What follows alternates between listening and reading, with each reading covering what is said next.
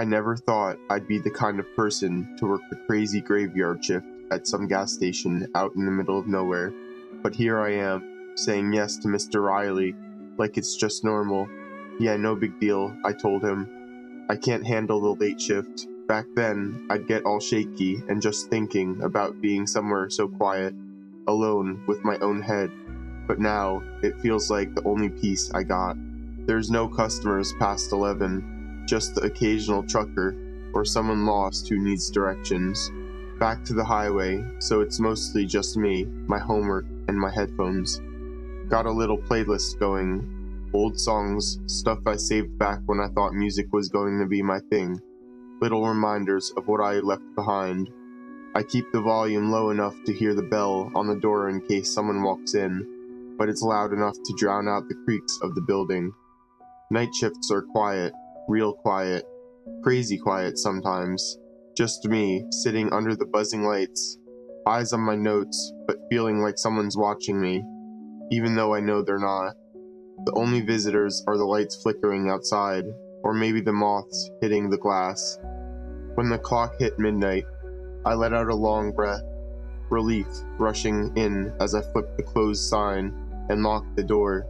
Quiet night, nothing strange, just me, my textbooks, and half-awake delivery truck driver who came in for a pack of cigarettes and 2 energy drinks, mumbling something crazy about the long haul ahead. Outside, the bus was waiting at the stop, headlights dim like it's tired, just sitting there. I walked over, keys digging in my bag, and climbed on, hit with that unusual sweat smell, mildew, body odor, and some puke. It's like that every time, the bus smell mixed with cleaner that never really does the job. The driver nodded when I sat in my usual seat by the window. The bus lurched forward, pulling away from the stop, and the world outside turned to the streaks of dark trees and dim streetlights. Every now and then, the bus hit a bump, and I'd jerk in my seat, but my headphones sliding off, but I keep the music low, just enough to fill the silence, watching the world slip in the dark, with that weird crazy smell sticking to me the whole ride. The bus felt heavy, and with quiet, I blinked myself awake, eyes slow just to the dim lights. I looked out the window, expecting to see the usual blur of passing streets, but instead, there was just a big, cracked lot, all foggy. A sign barely showed in the mist. Park and ride. No cars, no other buses, just the fog, curling around weeds growing through the cracked concrete, and a couple of busted lampposts throwing weak lights that flickered in the gloom.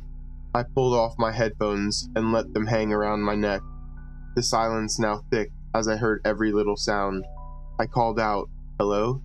But my voice just bounced back at me, dead in the air. I stood up, walking down the aisle, my steps too loud in the quiet, heading towards the driver's seat. It was empty. His jacket was hanging on the back like he'd stepped away, but the doors were locked. My skin started crawling like something wasn't right. I pulled out my phone, trying looking on the blank screen. Dead. My stomach twisted, but I noticed a charger coiled up by the driver's seat.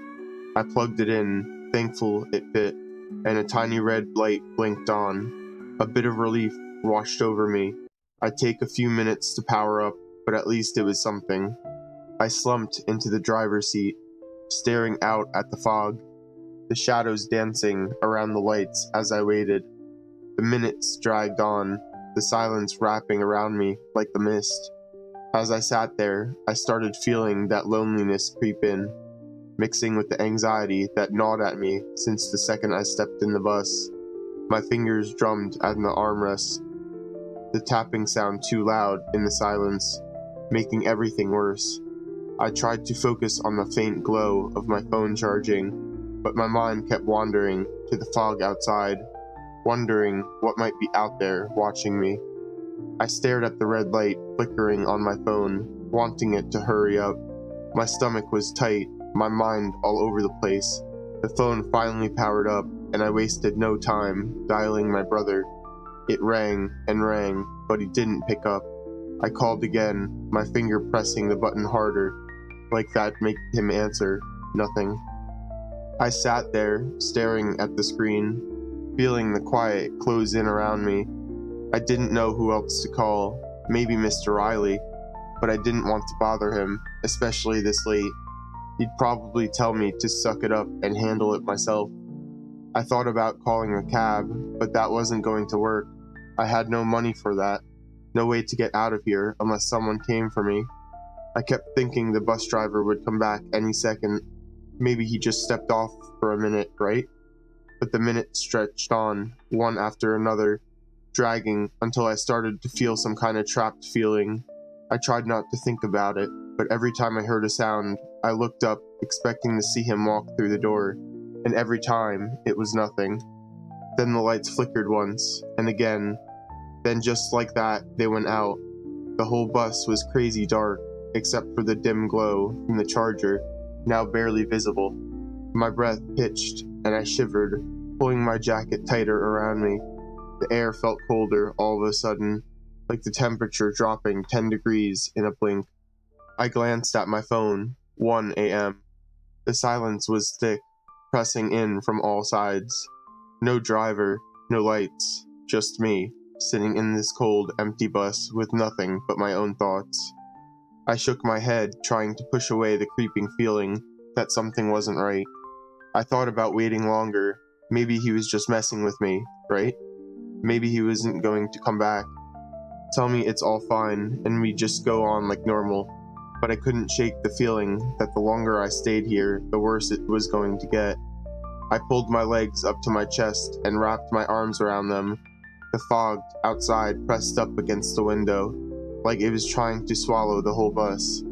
But I wanted to call someone, anyone, but I didn't know who.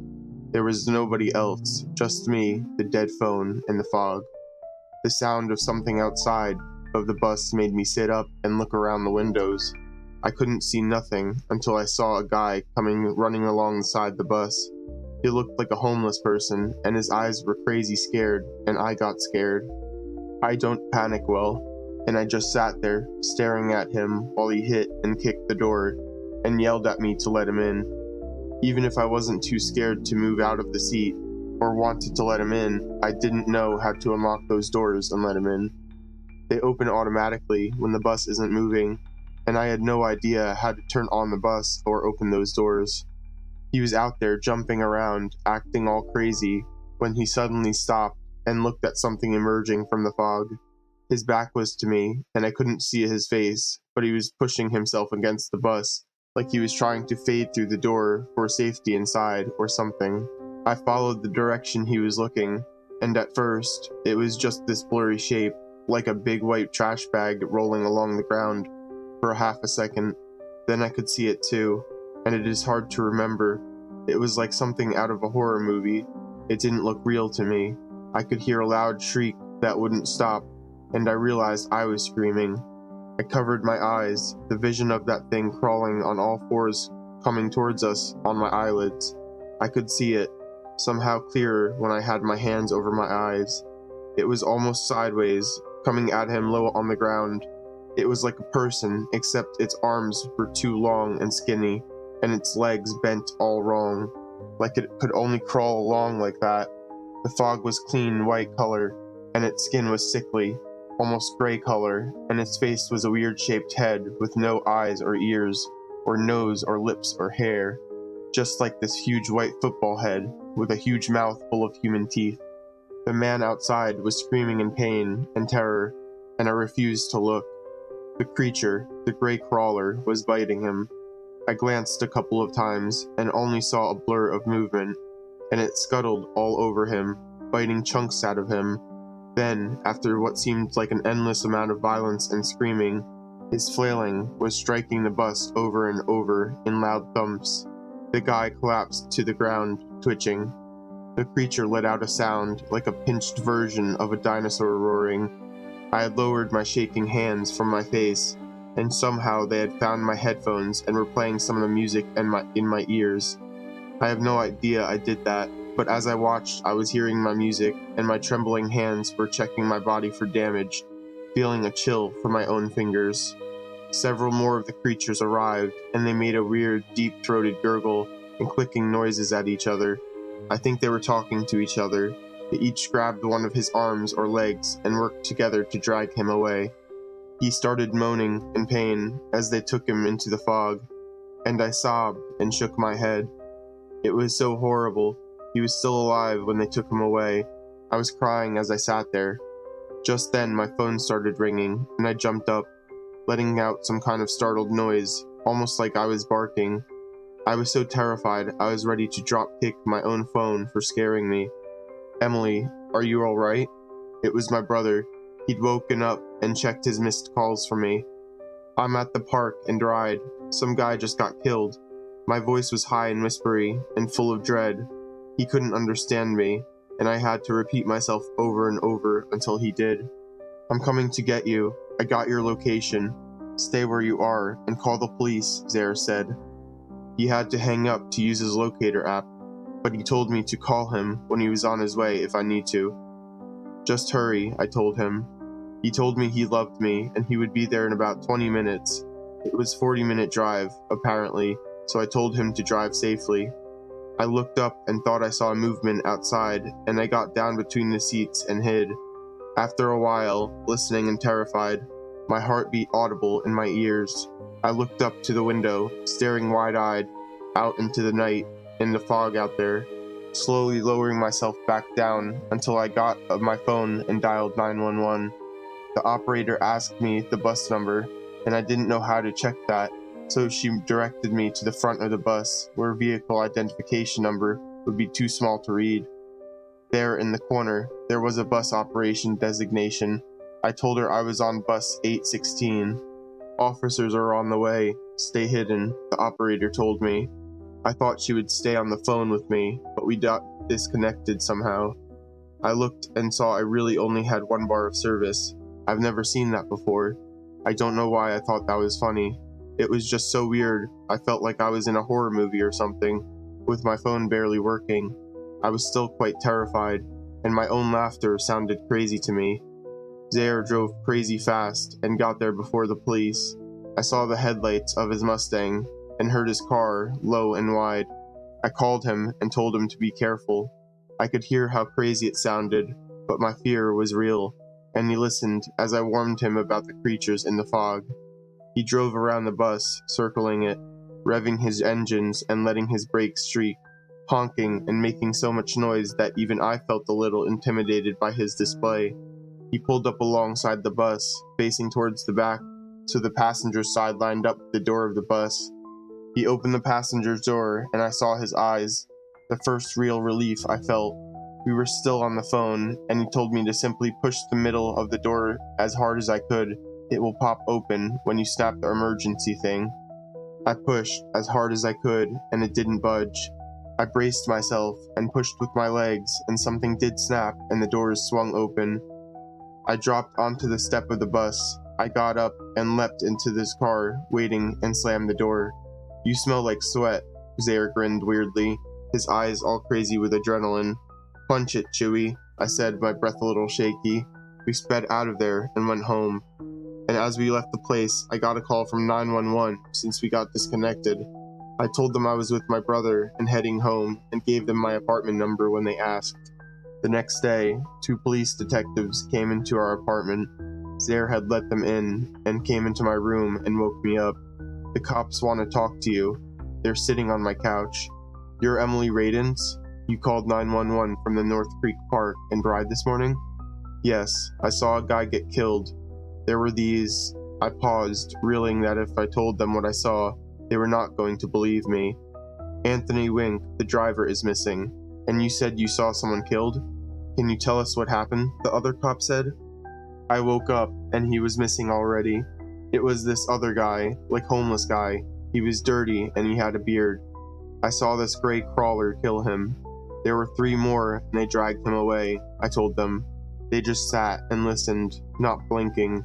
I remember how he was still alive when they took him, I added. He was still alive when those things dragged him away. I felt a tear cross my cheek, recalling the worst of it. For a long time, they just sat and looked at me. Then one of them asked, "Is there anything else?" he asked. I just shook my head. When I had nothing else for them, they reluctantly left our apartment. I could tell I was their only lead, and I had barely helped at all. I felt guilty, like I should have known more, should have observed some crucial detail to help them find Anthony Wink. I reached for my headphones, hoping to get some peace from the fresh awful memory, and I got up, searched my room, and then acquired my brother's car keys to go down to his car. I'd lost my headphones, and worse, all my playlists. I sat on the steps of our apartment when suddenly a police forensic van showed up. Confused, I looked up while two police got out and asked me if I was Emily Radiance, the one who had called from the park and ride. They showed me their detective badges and asked me about last night. "What? Why do you have that look, sweetie?" one of them asked, after they had just asked me some crazy questions. Two cops were just here, in suits. They were in my apartment. I had a disbelieving smirk. The two police looked at each other, and one of them gave me his card, with their office number on it. "That is strange. We had no idea who came here. This is our case," he told me. "And one more thing." He opened the passenger door and took an evidence bag from the seat. It was my headphones. I must have dropped them when I fled the bus. He handed them to me and nodded, knowingly, as my eyes lit up. "What? Why do you have that look, sweetie?" one of them asked, after they had just asked me some crazy questions. Two cops were just here, in suits. They were in my apartment. I had a disbelieving smirk. The two police looked at each other, and one of them gave me his card, with their office number on it. "That is strange. We had no idea who came here. This is our case," he told me. "And one more thing." He opened the passenger door and took an evidence bag from the seat. It was my headphones. I must have dropped them when I fled the bus. He handed them to me and nodded, knowingly, as my eyes lit up.